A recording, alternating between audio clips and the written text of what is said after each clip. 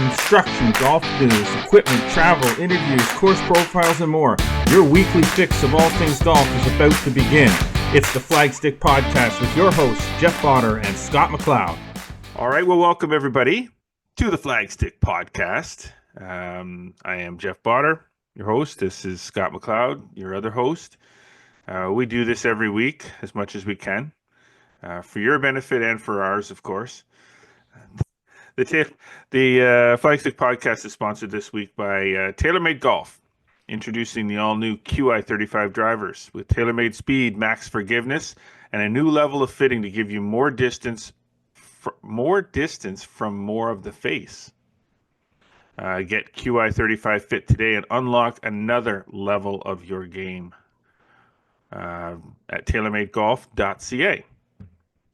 I'll get cleaner with that as we get going because it is a switch over of sponsors, so it takes me a while to kind of get the new read in. But lots of banter and lots of talk about the new QI35 stuff too. So check that out at TaylorMadeGolf.ca. See what you think. I know what I think, but my opinion doesn't always matter when it comes to equipment.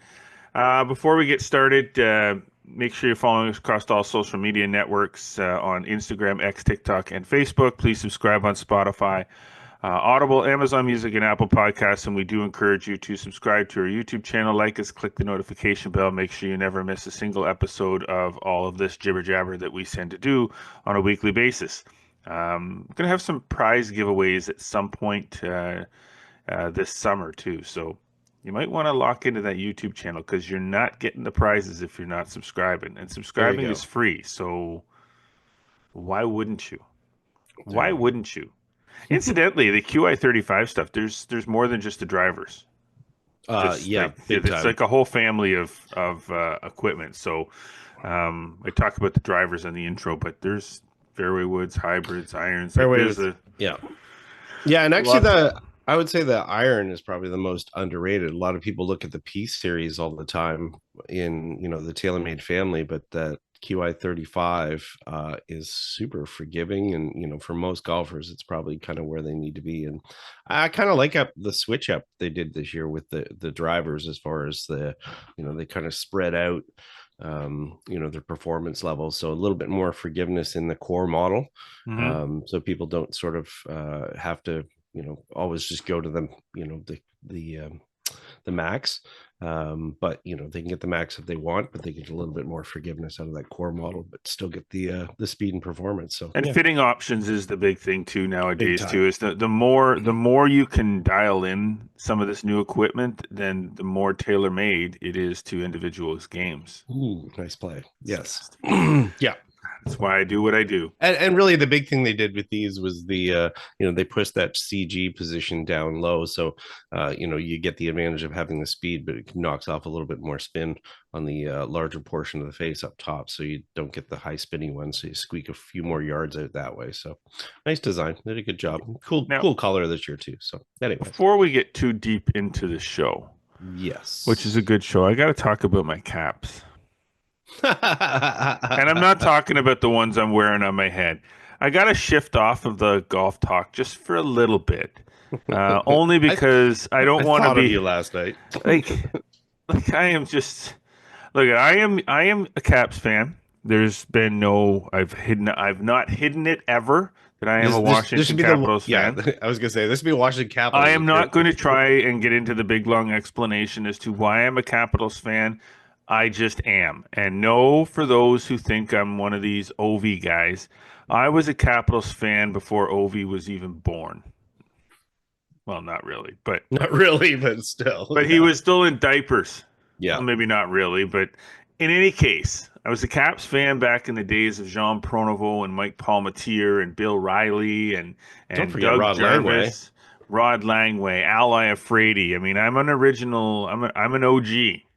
Okay. That said, what's going on? I have no idea what the deal is. They look terrible. Like they look like they spent it all in the regular season just to get Ovi his 896. Yeah. And then it's all done. I mean, they pushed through Montreal, but barely. Mm-hmm. Like, honestly, they barely got Yeah. by Montreal, and that should not have been even close. Not for the No, and they're team that's the number one team all year long. Number no. two to Winnipeg. But then Yeah. Winnipeg's getting dummied right now by Dallas, too. So, like, I mean, Yeah. this is the curse of the President's Trophy. Like, when you're the top dog, you got all of this. Oh, we're the number one. We're the number one. We're the number one. Yeah, forget about the number 18 is only 7 teams behind you. Yeah. And Yeah. they're probably playing way better than you going into the playoffs because they've had to do more to get there because it's a wild card team. So, Carolina, that is a good freaking hockey team, and that is a well coached hockey team, and they are a relentless. And look at the shots on goal. I know. And not only the shots on goal, look at the shot attempts. Mm-hmm. Carolina attempts more shots in one game than Washington has attempted in the entire series Now, so far. now the question is, can they make a comeback?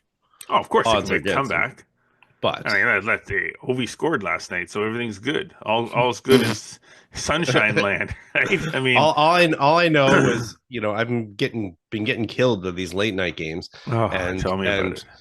I stayed up last night watching the Oilers Knights game, and it was after 2 periods. It was just like I couldn't do it. So it was what was funny. It was like I went Nothing to bed changed. and nothing changed, so it worked out quite well. That's a good I was series, though. It's Oh so man, fun to that's a good watch. They're series. so fast, and it's just fun to watch. Whereas there's a couple other series like, I'm sorry, the last Toronto game was a bit of a dud where it was just like there was not much going on. It was slow and it was just exciting to watch. So Yeah. yeah, it's been fun to stay up and watch the games. I mean, my daughter's been watching the games as well, staying up late, and we're just sitting there watching the games, which was fun. And yeah, it was good. Played nine But holes last night and then watched the game, which well, was there you go. See, the nine better. holes is the more important part.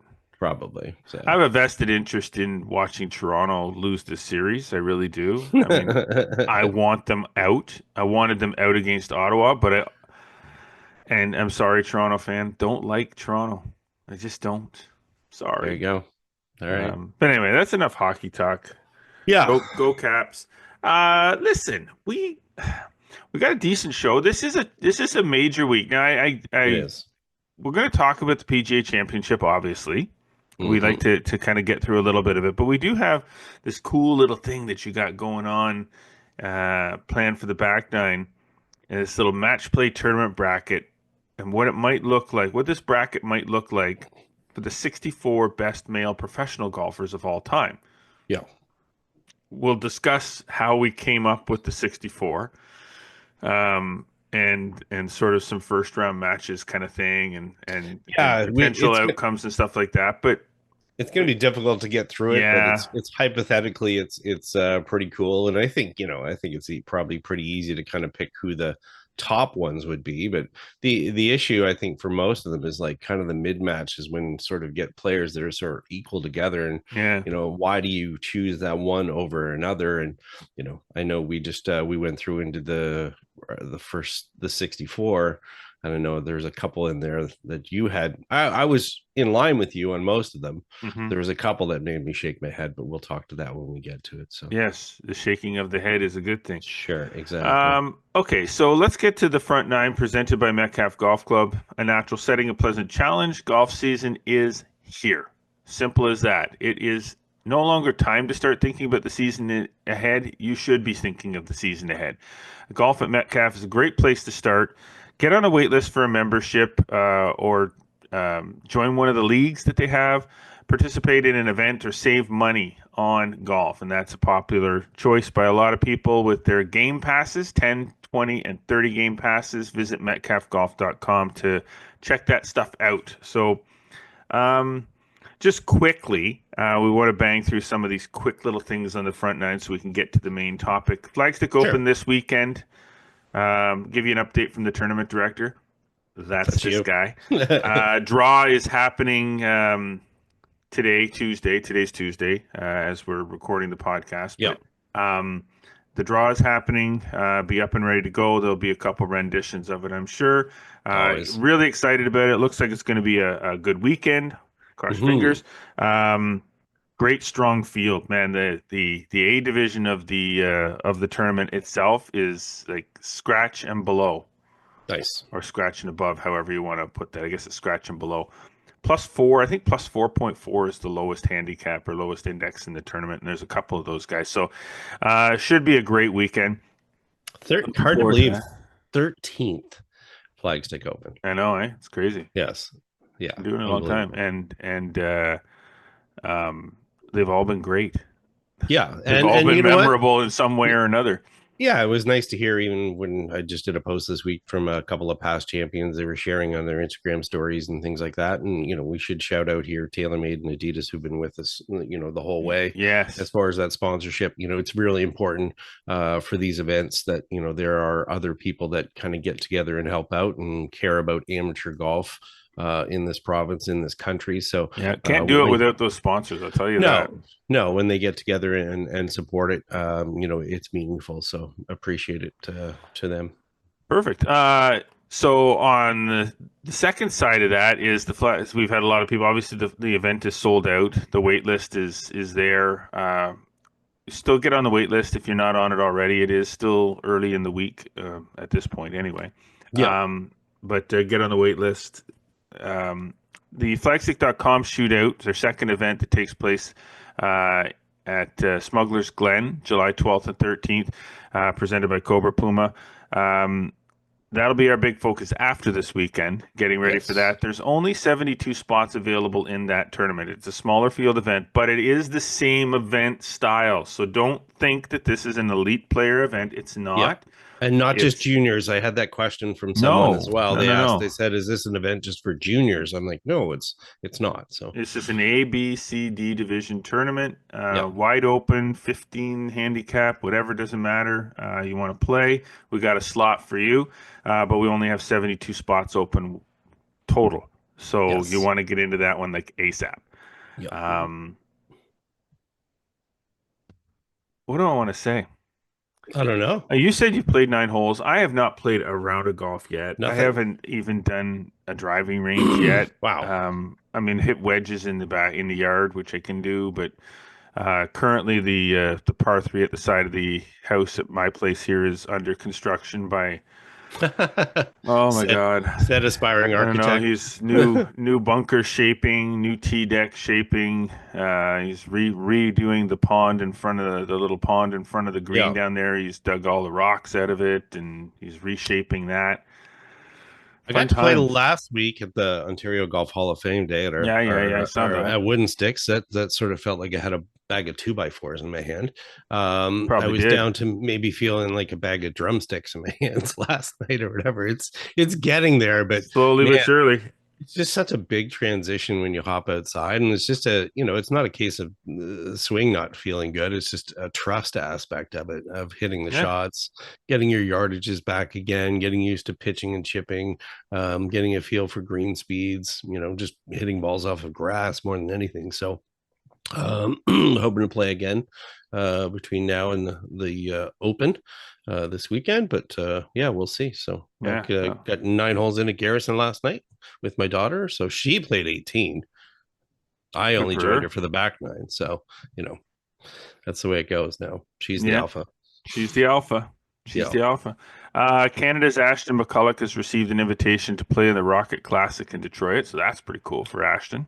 Yeah, it was a graduation gift for him. He's graduated from Michigan State. He is eligible for a 5th year. He was injured, so he has a red shirt. He's got some eligibility, but in the meantime, the former athletic director at Michigan State University is now involved with the Rock Performance or Rock Entertainment Group, which runs the Rocket Classic. And they surprised him with an exemption at his graduation ceremony. So good for him, Ashton. Yeah. Nobel Park and Eric Zhao were your winners at the Golf Canada Next Gen Ontario Championship at Black Bear. There's more information, more details on that up at the on our website at flagstick.com. Yep. And we can pretty much confirm that 100% of the golf courses in the region are now open.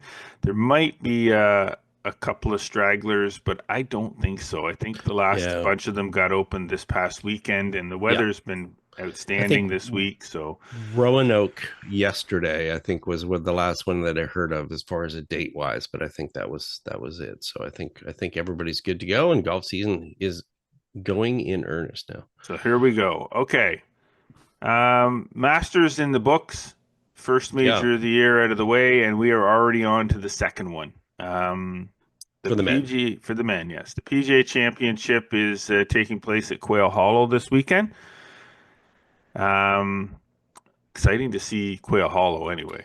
Yeah, I'm still getting used to having this in May. Yeah. It was always that the different position of where it was later in the year, and now I'm happy that the Open is kind of the last one of the season. But yeah, still getting used to having this in May, but that's perfectly fine. But on top of that, I think people are more excited about it. I think it got buried later in the summer. Everybody always playing golf. They're already doing, getting their own seasons done or whatever, and they just don't care. So I think I'm hearing more people now. I know you're not a big fan of the PGA Championship, but I'm hearing about more people that are more excited about this. I think because it's on the heels of the Masters and how certain players played there. I think that sort of lends to it. Don't always have the most exciting venues, but Quail Hollow at least is a familiar one to most people, and it's been 8 years since it was back there. But I yeah, I don't know. I don't know if it's a case. It's not that I hate the PGA Championship. I mean, there's only four majors, yeah, and so clearly it is the fourth of on my list. yeah, And yeah, and yeah. I I didn't gotta say you say that hate it's it. I just probably said the it's not your majority of favorite. people. It's probably fourth on their list. I mean, it's Oh yeah, just probably you're up sure. against the Masters, the U.S. Open, and the Open Championship as far Yeah, as majors go. You're not going to be in the middle of that unless yeah, somebody absolutely does not like Open Championship type golf, right. which I Yeah. just can't imagine being a golf fan and not liking Open Championship golf. But whatever. Um, I think it's just I think with the PGA, because it's the fourth one on the list of favorites, and then Mm. it's always been stuck at the end of the year. You kind of that excitement kind of fizzles out. You get to the end of the year and you got one more major, and it's the PGA. Hmm. I think, like you said, having it in May, sticking it ahead of the U.S. Open and after the Masters, then there is this level of excitement that you talk about with the what just happened at the Masters and Rory getting his Grand Slam Yeah. and and Scotty Scheffler after his big win, um, playing Scotty Scheffler golf again, dominating. Hmm. You kind of get this little bit of a level of excitement in seeing the best players in the world going head to head again at a time when everybody's playing extremely well. So Yeah, I and can I think feel that. yeah. I think it's weird though, because you come off of the signature events as far as like Truist, so you see a whole bunch of players, or whatever. Which again, I that's a discussion for a whole other Yes. podcast, and yeah, we'll definitely have a Oh, we'll big have that discussion. talk. We'll have that talk for sure because I think they're losing their luster for me. But I think the one thing here is really interesting is that as experienced golfers, we're pretty familiar with the PGA Championship, but what I'm really interested is that, and I'd love to hear from the listeners on this one or watchers, um, because a lot of people are new to the game, and obviously things like marketing play a role in what their perception is of different events. The PGA Tour, in owning the Players Championship, does put a lot of marketing effort into the Players Mm-hmm. Championship. We don't see quite as much for the PGA Championship from the PGA America. We see a lot, but not a ton. Obviously, networks and stuff put into it. But what's the perception? And I'm not designated one as a major over another, but I'd like to know what the perception of prestige is for some of these people that are just new to the game thinking about something like the Players Championship versus the PGA Championship. I almost think Yeah. the Players has a higher profile, and I'm not saying one is a major, one is not, or whatever the case there. But I'm just saying from a profile standpoint, I almost have this feeling that the Players has a higher profile just because of that media attention more than anything. Well, I mean, major championships are supposed to be major championships because of a few factors. One of these factors is time, longevity, how Sure. long Yeah, they've of been course. around for. Yeah. Yeah. One of these factors is strength of field.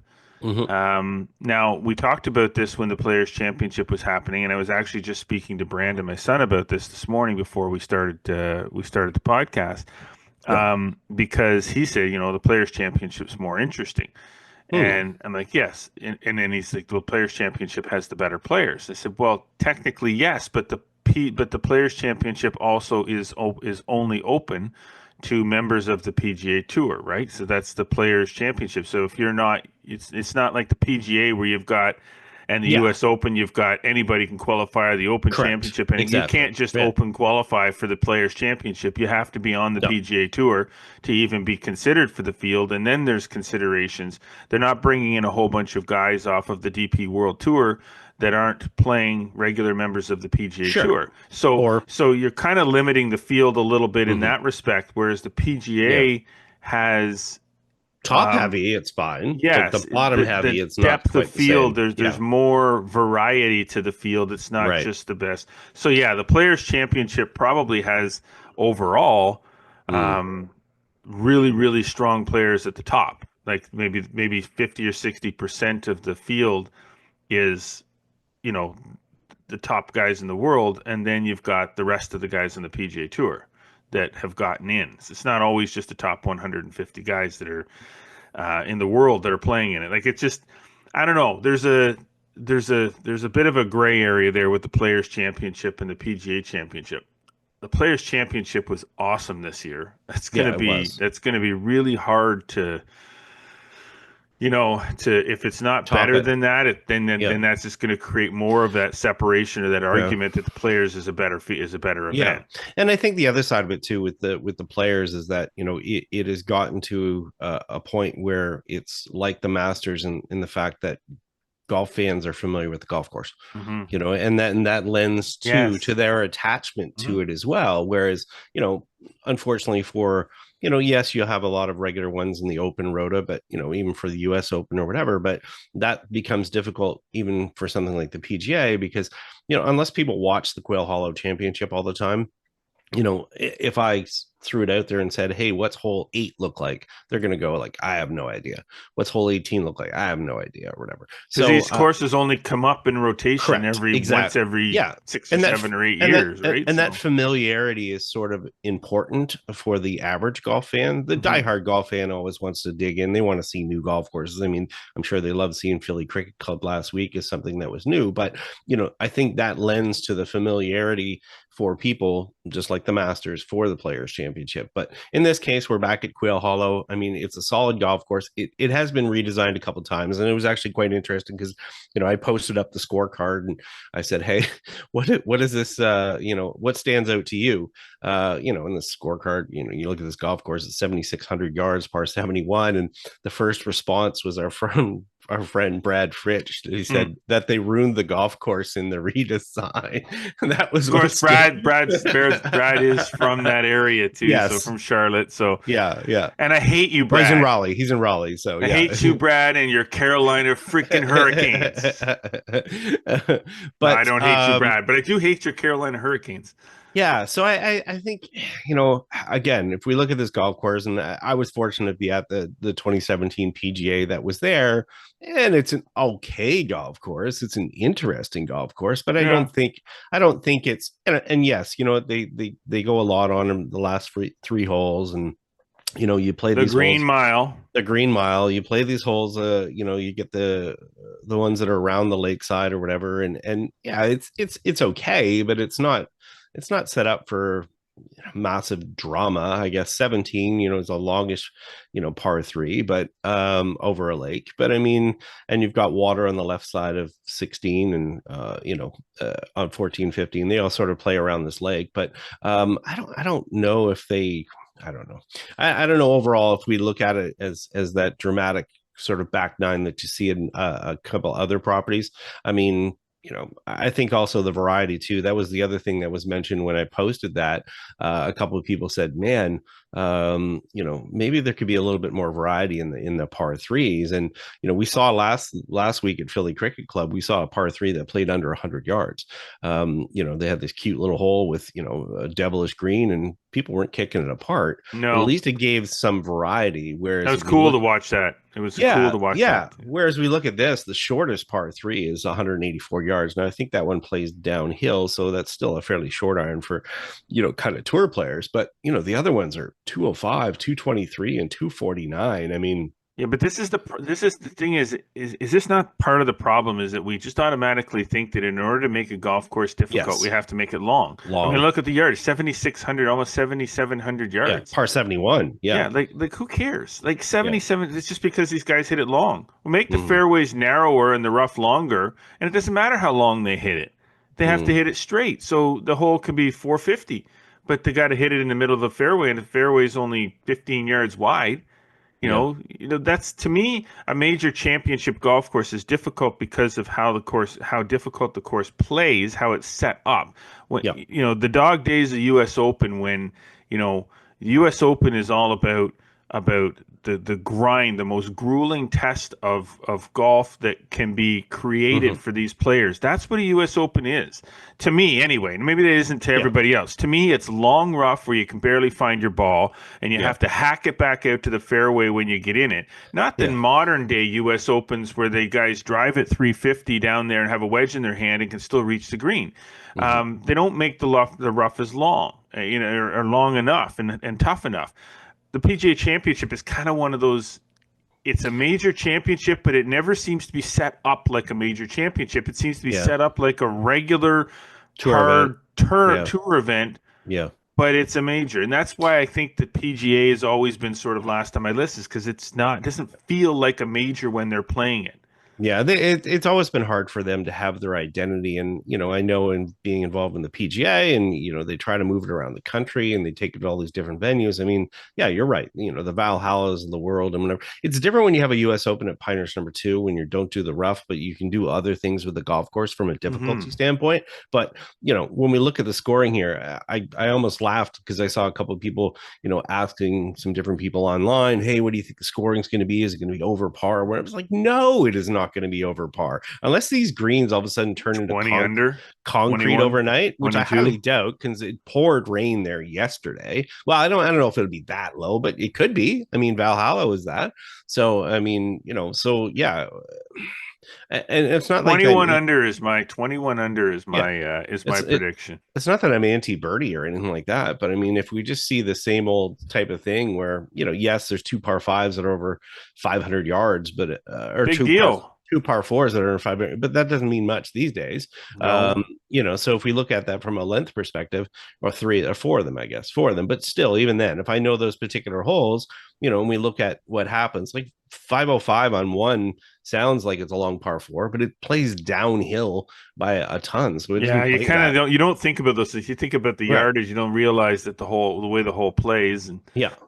So I don't it's a know. challenging golf course, but I just don't know, and I highly think that, when we start to look at, favorites and stuff like that, it's easy, yes, to sit there and look at, those certain players that are playing well right now, but some of those also happen to be the players that have done well at this tournament in the past and have done Hmm. well at the major when it was here. And I would say that, there's still got to be something to help you gain over top of the field, especially if the scoring is super, super low. So those players that are familiar in some way are probably going to be, have some success Yeah, because, they're going to feel confident going around this golf and course. Justin Thomas won back in 2017. Justin Yeah, Thomas is playing some pretty decent golf right he now. is. So you got to think that Justin Thomas is going to have not an advantage, but he's going to have a little bit No. more of a mental advantage, like you said, playing the golf course again Mm-hmm. where he's won. Now it's probably changed a little bit since It has. 2017 because that's what they do.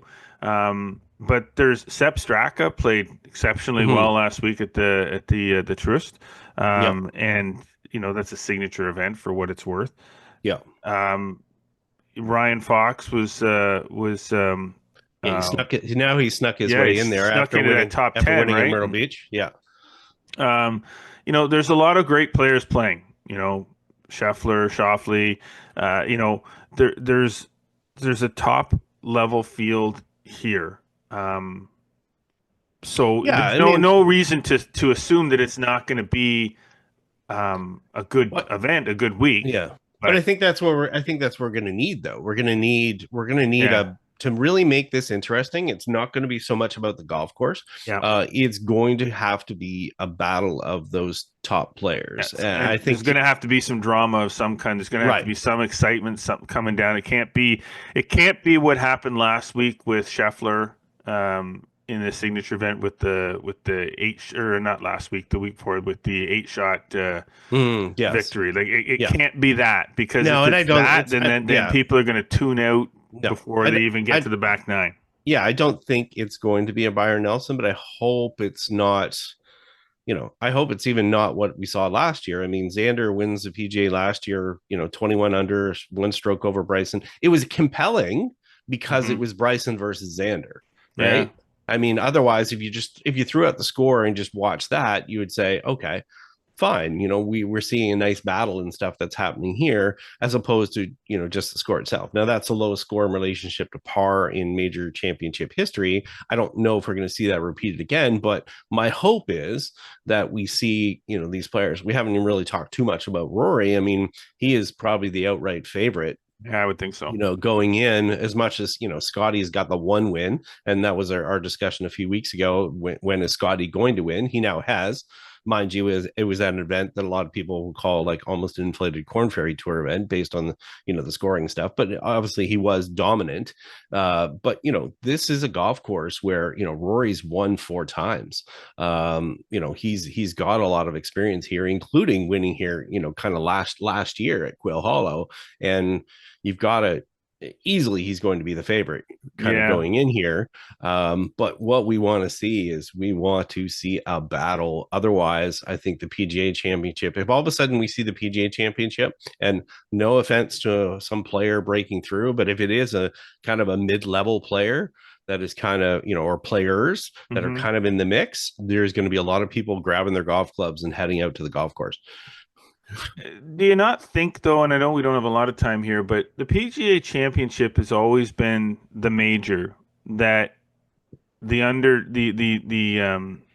unknown has more of a tendency to win. Yeah, the one Rich timer. Rich Beam, Yeah. Y.E. Yang, was it Sean McKeel. Bob May was going head to head with Tiger, Yeah, Sean Sean McKeel. McKeel. Like, Yeah. I mean, we're like this. These are guys that they're not supposed to win majors, Yeah. and they win the PGA Championship. Why? Because the PGA Championship is It's more it, set up like a regular tour yeah, event, it's more of a elevated regular event, rather than, and yeah. yeah. Yeah. I think, as we said, And we you've could go got, down the list. I bet you if we went down the list, there's a lot of first time PGA Tour winners mm, that won their first event at the PGA Championship. yeah. And I think, I think you've got to push players to their extreme. We should remember too, Justin Thomas, has won 2 PGAs. So I Hmm. mean, not only did he Yeah. win one here, he won a second one in 22. Hmm. And coming off a win at the Heritage as well. But I think you're right. I mean, the hard part is the separation, and I think majors have to separate the field. They have to separate average play from high quality play. Yeah. And I don't know how they're going to do this week with this setup, because as I said, it poured rain there yesterday. They had a tremendous Mm. amount of rain. How firm can they get the golf course? What can they get in it? And again, having been around there before, in 2017, it looked like a regular tour event. It did not look like a major. We didn't see golf balls running off the edges of the greens. We didn't see, the rough was okay, but I mean, guys were able to make birdies quite easily if they wanted. They didn't stand on the tee and shake and go, I hope I make a par. They were like, hey, I have a good chance to make a birdie on every single hole. Well, then begats the question. I know we got up against it here, Yeah. but then begats the question with it being so rainy and so wet is do they leave the course alone, um, because of how wet it is? Therefore, when it dries out later in the week, it becomes even easier to play. Because I mean, if they can't cut as, but maybe it's cut down and then they were going to let it grow. Like, how does it play if it's lift clean in place? Is the ball in the hand? Like, how Yeah. soft is it going to be? Like, what changes can they make to it come the weekend to toughen it up if they've got a lot of rain and a lot of wetness where they can't really do much to the golf course Well, leading into it? they do have sub air, so they do have the option to dry out the greens, and I think that's where they're going to have to make the differences. They're going Yeah, to have to toughen make them them up. as firm as they can, because they're not going to be able to do much with the fairways and the rough.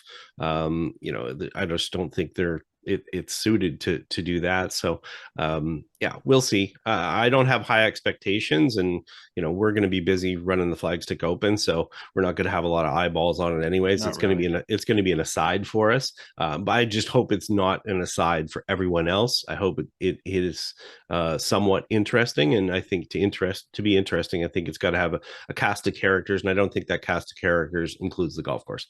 I think the cast of characters is the players, and I think they will dictate it, and it's not going to be about the golf course.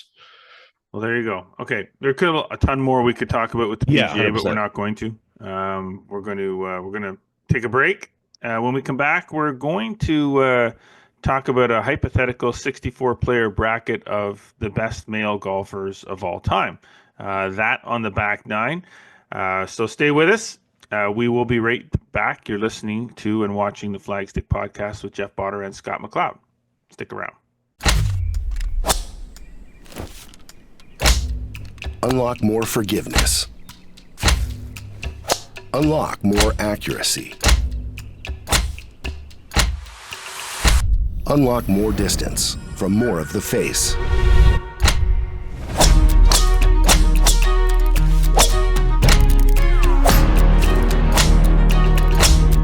Introducing the new QI35 from TaylorMade. All right, well, welcome back to the Flagstick podcast with Jeff Botter and Scott McLeod. And as promised, we're going to do something a little bit different here on the back nine. Back nine presented by Celtic Golf Center with two awesome locations, Kempville and the brand new location in Kingston, both featuring multiple state-of-the-art TrackMan sims. Your golf season never has to end. And enjoy a round of golf with friends. Join one of the many leagues. Get fit for some new equipment or take a lesson. Celtic Golf Center's got you covered because it really is all about the golf. Visit CelticGolfCenter.com to learn more, book tee times, to sign up for a league, and stay tuned for the new location opening up in Carlton Place, probably early this fall. Yeah. So we'll leave it at that. We'll let them dictate how much we tell about once I have a chance to speak to Andy. So, Sure. All right. So, hypothetically, if we were to take the best 64 male PGA professional golfers of all time. Yeah. And we should say some of these players have gone to live. So, yes. Curse them and their live golf. I don't even care anymore. I really don't. Before we get to it, I'll just last comments from the PGA. Mm-hmm. Bryson, I think, is the favored, live player, I think, to do well at the PGA Championship. Dustin Johnson got a special exemption. Why? Because of his failed PGA Championship victory at Whistling Straits? I guess. I don't know. I mean, it was Ricky Fowler and him that got the special exemption. So I can see. Dustin, that's just a waste of space anymore, honestly. Yeah, so I'm interested to see how that plays out. But anyway, maybe he'll surprise us all and win. Maybe. I just want to throw that comment in there. But I think Bryson is obviously the top live guy, and is definitely one of the contenders, and he's probably one of the few that has kept this game as sharp as possible. I mean, Patrick Reed played well at the Masters. We'll give him that. Sure, Joaquin Neiman's been playing okay, but I mean, mostly there. I haven't seen that carry over to the majors yet. No, not yet. Yeah. Okay, so like the plan here is the top 64. I'll let you explain because you selected the top 64. Yes. Sort of. I'm going to let you explain how you chose the top 64 before we get into the legends of the green. Yeah, so basically what I wanted to do is I wanted to set up a 64-player bracket for the best male professional golfers of all time. So basically it's based on career achievements, major wins, overall impact in the game, historical significance. Pretty subjective as far as the seeding. It's a little easier when you're at the top side, but you sort of have to go through kind of career wins, how many majors they had.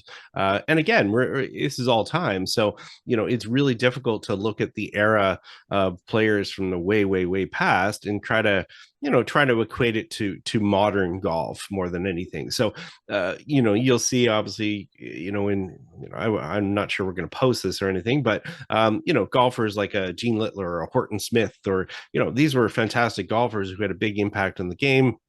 won major championships and so forth. But there is some recency bias here. There's definitely some recency bias. So, but yeah, going through it, I ran through a couple of, kind of AI seedings to see what, it would come up with. I didn't really love all those, just sort of tweaked here and there, but, came up with some matchups. Now, the difficult part is when you're doing these matchups, just like it would be for the, the Final Four for NCAA or so forth, you're going to end up with some lopsided matches.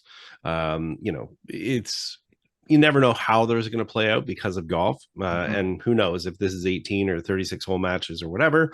But you sort of equate like, all right, who would probably win this? The other side of it is like, who would we like to win it as well. So, but I think some of the matchups in the middle become sort of interesting for particular reasons. But, it becomes, it becomes a little bit more obvious, I think, as you get down to the end of who probably the top ones are based on, their all-time rankings and so forth. So, all right. What were your thoughts when you saw this? I thought it was kind of cool.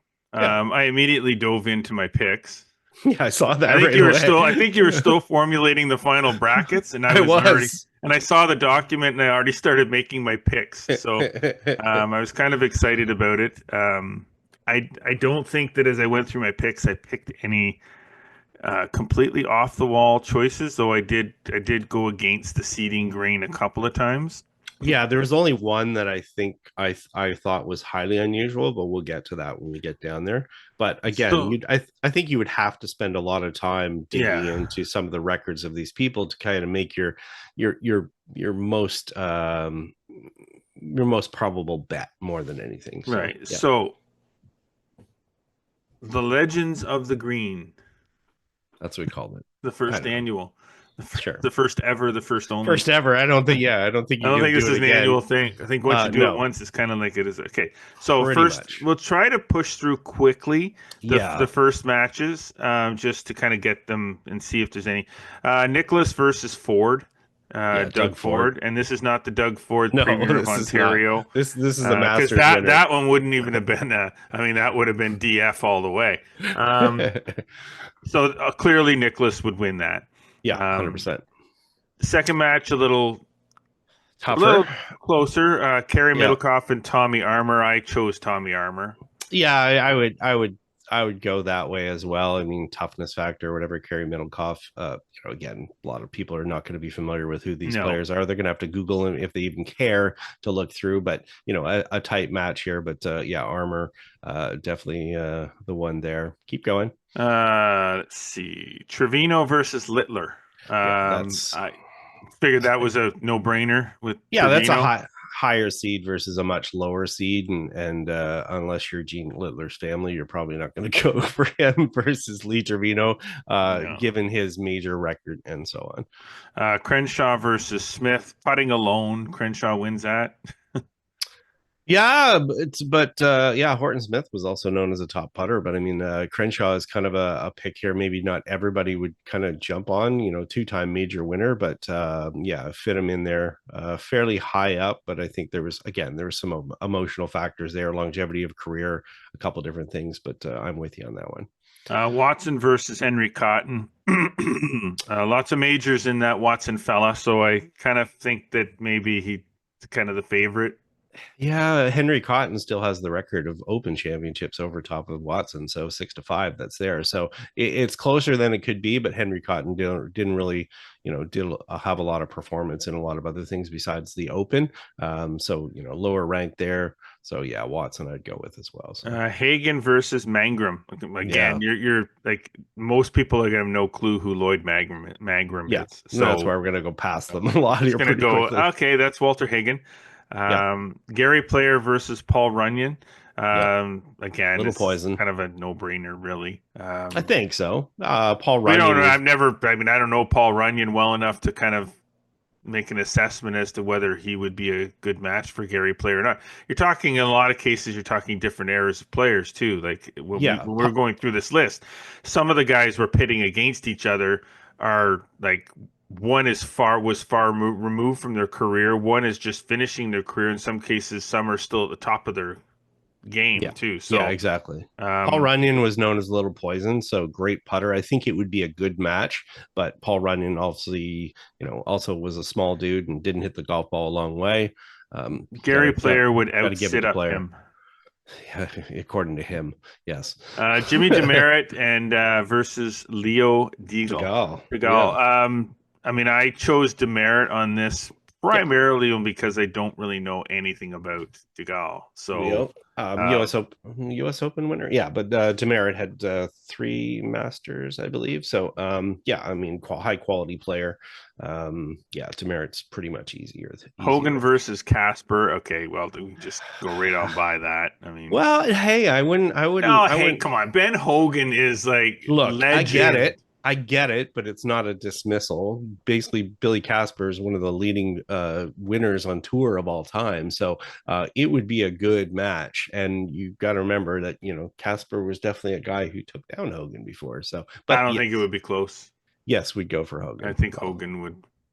I think it would be closer than you think. So, anyways, Snead versus Hogan. Jacqueline. I think that would be a good match, but I think Snead would outsmooth him. And I think Snead's obviously tied for the record. I have to stop saying obviously. He's tied for the record for PGA Tour wins, but you have to remember a lot of his wins were against weaker fields way back in the day. I felt like picking Jacqueline simply to protest the Snead because I still feel like you just said, a lot of Snead's victories, even though Sam Snead was, I mean, I met the man. Amazing golfer for sure. He's a phenomenal golfer, but the wins that he had, a lot of them were so weak, manufactured that it's just like winning your local club championship. Like it doesn't. It's not even close to the same winning record as Tiger. Put it to you that way. Yeah. Byron Nelson versus Denny Shute. That one's easy. Yeah, I think so. Or is it? I don't know. What do you know about Denny Shute? Nothing about Denny Shute, so I think it's Nick Faldo versus Johnny Farrell. Look at all I know is something. I don't know much about Johnny Farrell. I do know a lot about Nick Faldo, and again, the recency bias kind of, and again, the round of 64s are pretty much there's not a lot of drama in the round of 64 matches, I don't think. So Palmer versus Stockton. I mean, Stockton was obviously a much better putter, but Palmer would just like find a way to win golf tournaments. He just grind it out. He's Arnold. Mickelson versus Smith. This is, I mean, again, way different eras. McDonald Smith early on, we're talking, these are players that played 90 years apart. So Mickelson versus McDonald Smith, early contender in USGA championships, US Open winner. But we got to take Mickelson there. Ballesteros versus Jim Barnes. I mean, let's just go. Ballesteros, like that's not even going to be close. Ernie Els versus Craig Wood. Again, Ernie Els,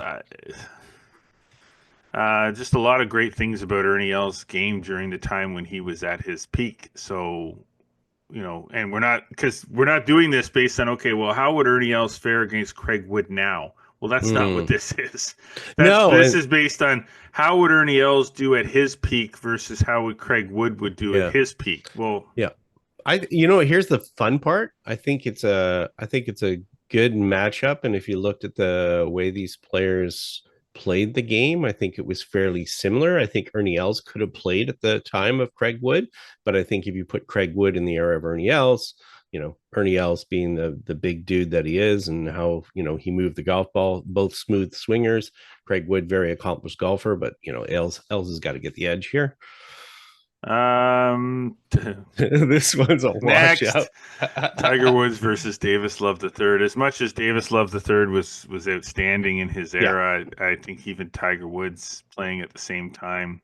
Well, they did. So I mean, at their peak, Davis Love was, he was kind of, a little bit not past his peak, but Tiger was at his peak. Woods is going to beat anybody basically. Singh versus J.H. Taylor. It could be a good match. Don't really know anything about J.H. Taylor, so part of the great triumvirate. So, a fantastic player back in the day with Henry Cotton as well. Those guys, I mean, and Walter Travers, they basically dominated the game. But again, we have to look at what players played in those schedules back in the day. There wasn't a lot of events. It wasn't the tour like you have now. No. So I think Singh's got to Singh will grind out a lot of players. And realistically, if we looked at a lot of these matches, I mean, Singh would probably beat a lot of people that you might not expect just because he kind of grinded out. So McIlroy versus Bobby Locke. Again, that's kind of like a Tiger thing. But I'd take Bobby Locke. I'd say Bobby Locke's a better putter than Rory McIlroy, but I think Rory McIlroy would even in modern times would if Bobby Locke had modern clubs and so forth. I mean, he's going to be 100 yards past him, so you can't beat that advantage. Greg Norman versus Fred Couples. Yeah, you probably don't agree with me on this one, but I don't know. First of all, there is no way that I'm picking Greg Norman for anything. Regardless of whether I think he can win or not. Number two, I still believe that no matter what you got here, 18 and 47, I still think Fred Couples is the better player. I don't think so based on the worldwide record. We got to remember about, we're not just talking about golf on the PGA Tour here. We're talking about playing golf worldwide. Greg Norman is, a highly accomplished golfer. Do I like who Greg Norman is? No, not really. But yeah, that would be one of the ones that I'd fight you over for sure. But we'll slip Couples past there just for fun. Oh, we're not fighting.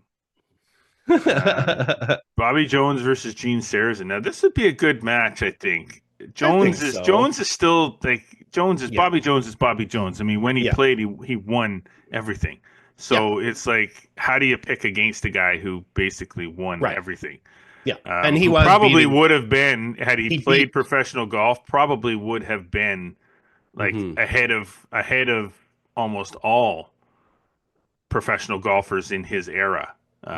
So, I think you got to pick Jones. Hale Irwin and Tom Kite. They went head to head in their prime as it was, right? So, I picked Tom Kite. Yeah, that's a coin flip for me. I don't, I wouldn't argue one way or the other. I think they both had tremendous records. Hale Irwin, obviously, in the U.S. Open performed very, very well. These are two grindy golfers. This would be a fun match. This is a match that would go to extra holes by far. This is definitely one of them. But we'll put through whoever. It doesn't really matter because in the end, it's going to come down to the other matches. These two are not going to win the overall, so it doesn't really matter.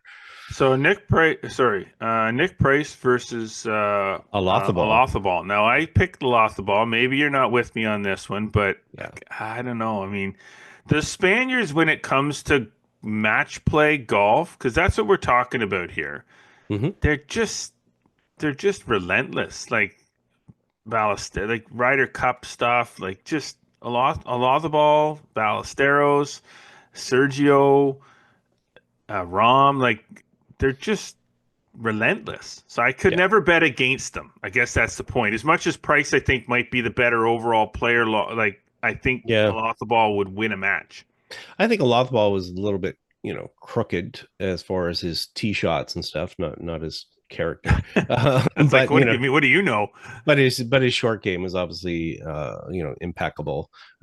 Nick Price, dominant in his era, but dominant for a very short few years. They did play against each other a lot, but I put this at a coin flip as well. And I even though I have them fairly far apart in their seedings, but again, it doesn't matter who you kind of put through because in the end they're not gonna be on top. So Payne Stewart versus Henry Picard. I could never bet against Payne Stewart in any era. I think we like the late great. Yeah. Walter Travis versus Francis Ouimet. Now, I don't know how you ended up in this one. Come on, because it's Francis Ouimet. He won one tournament. Doesn't matter. It's Francis Ouimet. Why is he on the list if he's not capable? He became a great amateur. Francis Ouimet. I mean, I think you're just caught up in the movie more than anything. I like Shia LaBeouf. He's got some Canadian ties on his dad's side, but maybe we'll give him a little bit of that. But that's the only reason he's on the list is because of the Canadian side to it.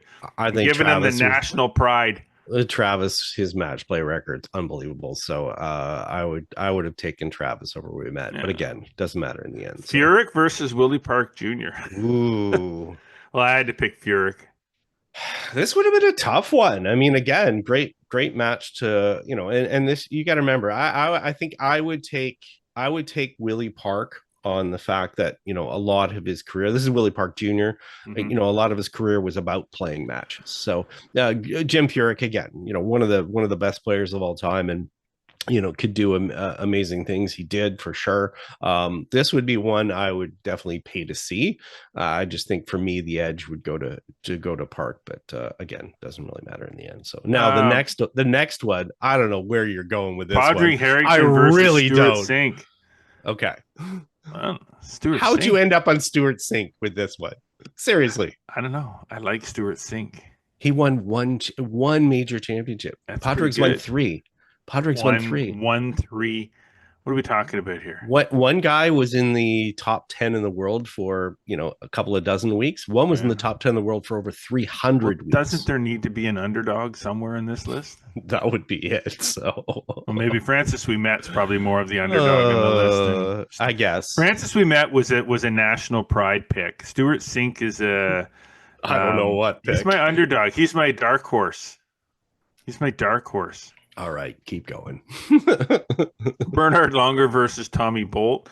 Again, Longer. Bolt, like Bolt would snap all his clubs and he'd be done, while Langer would just cruise Peter on Thompson through. versus Lee Jansen. Well, I mean, that's a no-brainer. Yeah.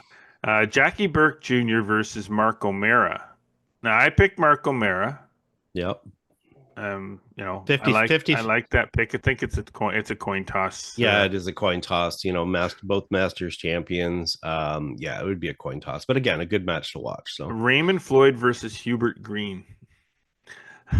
I don't want. I would not want to even get to the first tee against Raymond Floyd and just look him in the face. Like, that's just dead. He's going to stare a hole through you.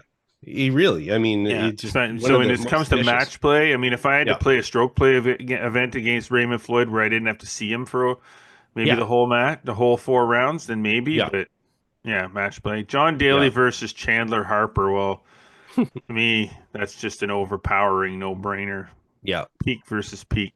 Yeah, and a lot of people are gonna have to do this. So, how about this? How about we go through the round of 32? Okay. We have there's some bigger matchups here that we may have to discuss a little bit, and then basically from there we can kind of pick who our final matchups might be, as opposed to dropping it down to 16-8, whatever the case may be. Okay. Let's just discuss these ones and then kind of get to our summation of, because we know who the final match is probably going to be. So we'll get there. Do we? Well, theoretically. If you're thinking Stuart Sink's going to be there, well. All right, so let's go. Nicholas versus Armour. Round of 32. Nicholas versus Armour. Well, Nicholas. Yeah, I think, and again, they probably had their fair share of. These are the more compelling matches. Armour was well before Nicholas, but but the thing is, I would definitely, Nicholas has got to be your strength there. So Trevino versus Crenshaw. Good match. I think I'm going to give the edge to Trevino on this. Yeah, one. I would too. I think you sort of have to. His ball striking alone. Yeah. Crenshaw great with the putter. But I don't know if you could. I don't think the little red book's going to help him tremendously through the. Trevino statistically was one of the best ball strikers of all time from a proximity standpoint, even before they had proximity. Just completely weird if you see the swing and compare it to like the best ball strikers of today's generation. There's nothing robotic about that swing. No, it's functional. That's the key more than anything. So repetitive. Watson versus Hagen. Well, I think I'm going to give the edge to Watson on this one, though you can't completely push aside someone like Walter Hagen. No, not when he's won 5 PGAs at match play. Yes. That's a tough one. Again, we got to remember this is match play. Correct, exactly. And that was kind of Hagen's thing, right? Correct. Yeah. So tough one there. Again, great So he match to couldn't watch. beat Randolph Juna. Yeah, Jeff is lost in the movie world here. So, Randolph Juna. but yeah, again, great match to watch. And I'm not trying to waffle here, but in the end, it's really hard to pick one or the other. Yeah. And again, I don't think it kind of matters ultimately in the end, but I think these should just be a coin flip match again. All right. So Gary Player versus Leo DeGal. Yeah. I think again, you got to give the edge to the guy that's won a bunch of majors. Yeah, a bunch versus one. Yeah. So I think except when we get down to Stuart Sink and we talk about one major. So we got Gary Player. So where are we at now? We've got Nicholas, Trevino, Watson, and Player. God, that's just we went way out on a limb there. I don't think there's and this is going to go even more out on a limb. Hogan versus Sneed. Mean, come on. Well, where we're both going to land. We're going to both land on Hogan. Yeah, but I mean, again, you want to talk about Herculean matches. That's a big match right there. That's like that's a Rory versus Tiger deal right there. Yeah, totally. Or Rory versus Bryson, I guess, in the modern era. Yes, Tiger versus Stuart Sink. Big Stuart Sink fan. So then we got Byron Nelson versus Nick Faldo. I'm picking Byron Nelson on this one. The man was amazing, so I'm going to take him as well. So all right, even though Faldo would be pretty, he'd be pretty. See what's sort of playing out here. If you write this down, like how this is playing out. Okay, so Palmer versus Mickelson. I'm taking Palmer all night long. Yeah, me too. Because I think the intimidation factor alone. I think this guy could just grind it out. Yeah, I think Mickelson, he's had obviously an amazing record as far as wins, but he's also had his equal level of disasters. Yes. I just say Palmer hasn't had disasters in his career, no. More often than not, Palmer was the type of player that would find a way to win a golf tournament, not find a way to lose it. And really, when it comes down to playing match play, all it takes is, you play 2 worse holes than someone else and the match is over. And that's really what it amounts to. So Ballesteros versus Els. I'm taking Seve. I'll take Seve. I am not betting against that guy in match play, not any way, shape, or form. No. Woods versus Singh, again, no brainer. I mean, Woods was a match play wizard in his own right. I mean, that's just the way it Singh had 1 year where he, really dominated, got those 9 wins in a season, but I don't he won't out practice Singh, but no, exactly. McIlroy versus Couples. Sorry, Freddie. Bye. Freddie, you're out. Yeah, I think that's a pretty clear cut winner there. Jones versus Kite. Well, I got to take Bobby Jones. Yeah, same. That's Tom Gates goggles. And now, are we gonna say goodbye to Payne Stewart here in this next match? No. Really? You take Payne Stewart over a lot? I'm going to take Payne Stewart over a lot of the ball. Okay, so two-time Masters versus a PGA and US Open champion. That's a good match, though. That's for sure. So yes, yeah. Okay, either or, it doesn't really matter. That's respect. It really doesn't matter in the end. I mean, Stewart's career obviously cut short. Yes. Who knows how good he would have been? Yeah, exactly. Had his career not been cut short. Travis versus Furyk. Well, why'd I have Travis in there? I should have. Oh yeah, no, Travis. No, yeah. No, it's okay. We met. Yeah, we met. I thought we met. Yeah, no. I had Walter Travis. Okay. So we'll allow that one to slide but I don't think it changes anything really. It doesn't. In the end. In the end of the day, Furyk is going to be my pick. All right. Keep rolling. Sink versus Long. Bye, Stewart.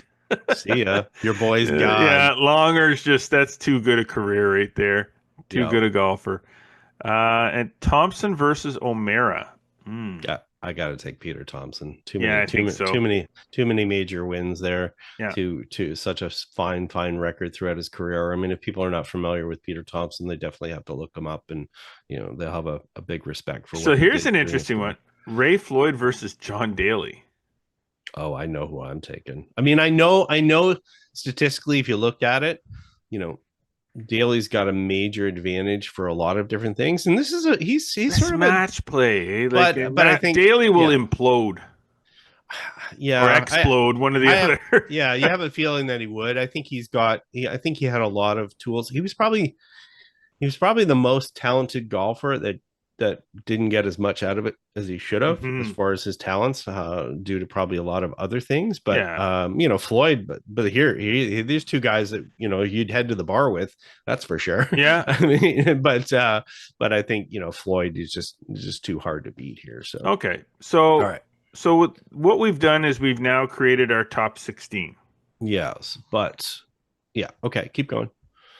I don't know if we want to run through all 16. Why don't what do we we got? We got about maybe 15 minutes that we can. Okay. We can probably get through. Keep going. 16. Okay. We're gonna have to set up the 16 on the side here, though. You're gonna. So I'm tippy tapping. You tippy tapping. We're putting it in. Oh, it says we're running out of time. What do we got? Okay. Well, we got about 9 minutes before let's do it this way. Let's pick who our top 4 would be. So we know that Nicholas and Woods are going to be opposite side of the draws. Right. They're 1-2. So they're up to the top there. Who would be the other 2 that would be in there that would be facing off against those 2? Would you think? Well, you're gonna have Nicholas, probably Trevino. Okay. What about Hogan? Hogan was higher up, so he was 4 seed. So he would be in the bracket under Nicholas. The 3 seed. Well, who is the next best seed? We have also Travis, but I think they were getting whooped. So Travis is going to go in on the bracket side with Tiger. Yeah, because unless he got through, and then we're down here, Furyk would have snuck through. I think Furyk would have snuck through. But whatever the case, we're going to end up with Nicholas and who we end up with here? Nicholas and Hogan, Tiger, and that's it. God, I gotta think it's going to be. Well, see, here's the thing: if you're ultimately going to end up putting someone like, let's say McIlroy, okay, who is 15th. So he would have been eliminated, or I don't know. I don't know if I'd have. I feel like I'd probably have Ballesteros ahead of McIlroy. Yeah, but he would have been eliminated by Woods on his way. We're kind of like doing this. Maybe what we should do is break them all out. Maybe we should put together the top 16. Why don't we put together the top 16 from this? Yep. Post it on flagstick.com. Sure. And then next week's podcast, we will go through the top 16 and get a winner. All right. Sounds the Legends of the Green. Sounds the like 2-weekend tournament. We'll put together the actual top 16 brackets. Okay. And sounds then good. We will let people sorry to leave you send some comments based on what yeah. they see in the brackets. Yeah. Send us some messages, and we'll take that into account when we choose our winner next week. So why don't we finish up then? We got a little space that's left here. We talked a little bit in the PGA about, some of the players and the top players and so forth. Why don't we do some, you got any dark horses? We have 5 Canadians in the field too, by the way. But any dark horses that you think for the PGA? I don't know what your thoughts are as that, or if you care. I mean, I'd be interested to see how. It's not so much that I don't care. It's kind of like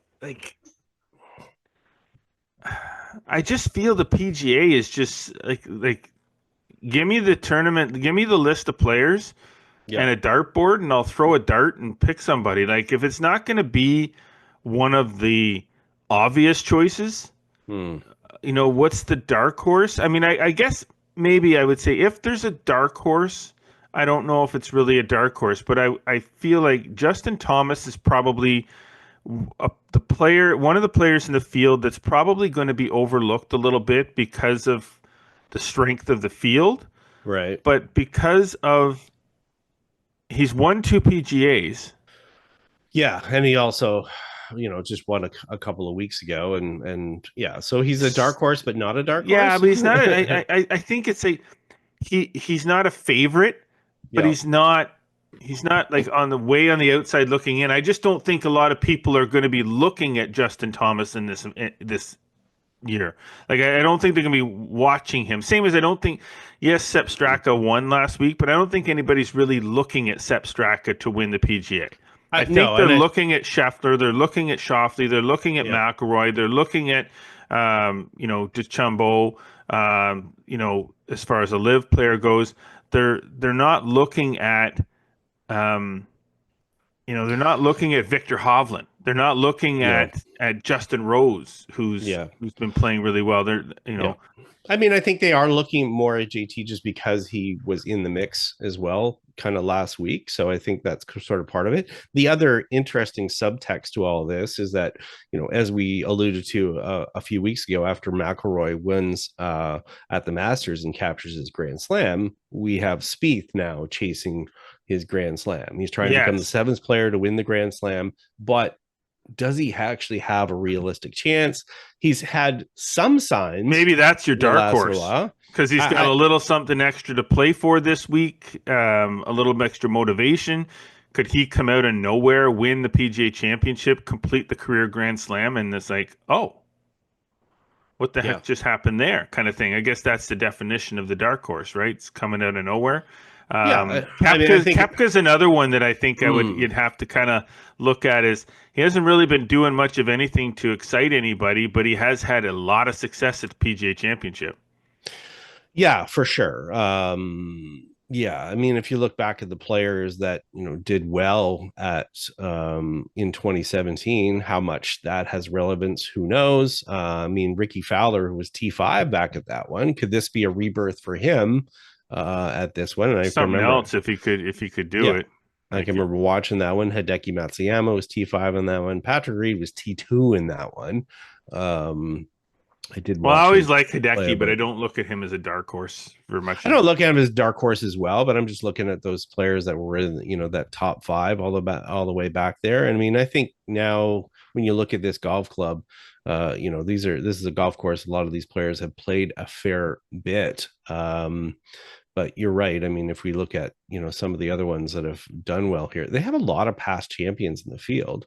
But if you look overall, who you might look at, I don't expect.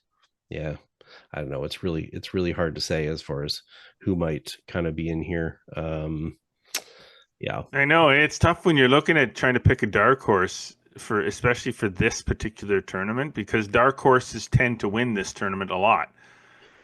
Yeah, but I mean, how much do we look at? Yeah, I mean, I fully expect DeChambeau to be in the mix. I really do.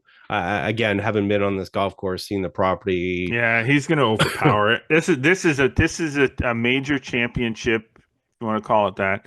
It's a major championship that is kind of tailor-made for the Bryson DeChambeau game. The guy who can bomb it here, it's not, there's a few holes where they can get themselves in trouble, but it's still fairly wide corridors. And length is a huge advantage. I know there's several holes here that, you can eliminate some of the dog legs if you've got that massive ability that he does. And, unless they firm up, the fairways and the rough where you get balls rolling off the fairways, or at least narrowed them in a fair bit. And I haven't looked. I looked. GCSSA had the fairways at 28 yards. So, if you think of a US Open average kind of 22 yards, these are kind of 28. So you've got definitely a little bit more width here in the whole golf course. Would I be surprised to see McIlroy and DeChambeau battling it out? No, I would not. And that's why I would go against somebody like Sepp Straka. While he's been playing well, he's not an exceptionally long player. So I don't know, again, you don't need just length to play in these golf courses, but I think it helps. It certainly helps. It puts a lot shorter clubs in your hands. And, there are some short par 4s here. There are a couple of exciting ones that, you can close to drive that might add to it. But, I just don't see. Now, one other note here, Colin Morikawa might be one that's in there. And Adam Scott is actually scheduled to make his 95th consecutive major championship appearance. That's dating back to the 2001 Open Championship. Only Nicholas has played in more than 100 straight majors. So, all right, we're down. We got to go. Okay. Great show. Don't forget to sign up for the Flagstick.com shootout at Flagstick.com. Thanks to our sponsors, Metcalf Golf Club, Celtic Golf Center, presenting sponsor this week, TaylorMade Golf, introducing the all-new QI35 drivers with TaylorMade speed, max forgiveness, and a new level of fitting to give you more distance from more of the face. Get QI35 fit today and unlock another level of your game at TaylorMadeGolf.ca. Be sure to follow us across all social media networks, Instagram, X, and Facebook, TikTok. Subscribe, Spotify, Audible, Amazon Music, and Apple Podcasts. And do not forget our YouTube channel. Like us, click the notification bell, and make sure you never miss a single episode. And get to Flagstick.com for more amazing golf content delivered every single day. As always, we appreciate you tuning in. But until next week, I am Jeff Botter. I'm Scott McLeod. Always remember, go for the stick.